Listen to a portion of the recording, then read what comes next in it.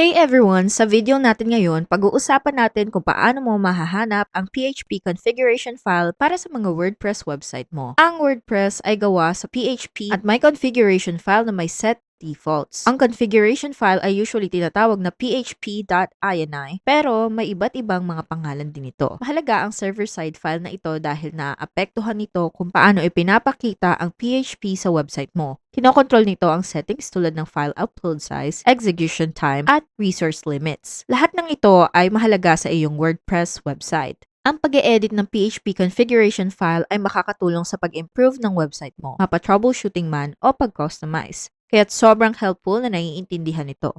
So simulan na natin. To start, kailangan mong mag-login sa iyong hosting service. Ang ginagamit ko ay Hostinger. Once na nakalagin ka na, pumunta sa dashboard. Pag nasa dashboard ka na, mag-scroll down hanggang makita mo ang file manager. I-click ang public folder at sa loob ng folder na ito, dapat ay may makikita kang php.ini file. Kung hindi mo ito makita, most likely ay dahil gumagamit ka ng shared hosting provider.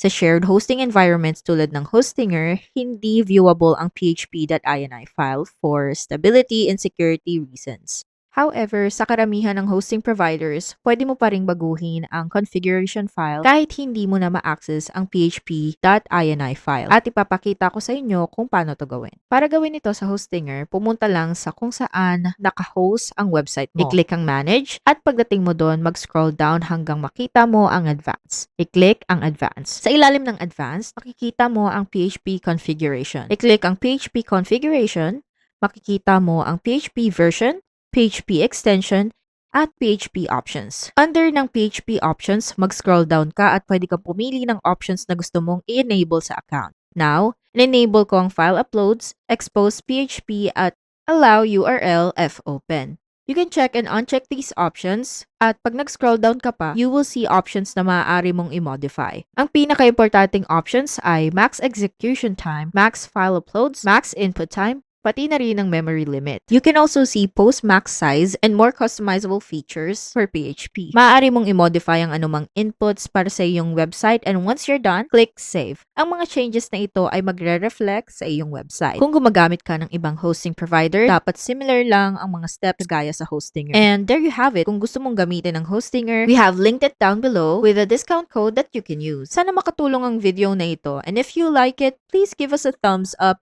and subscribe. Kung meron kang tanong tungkol sa pag-develop ng website, leave a comment down below. Thanks for watching and I'll see you in the next video.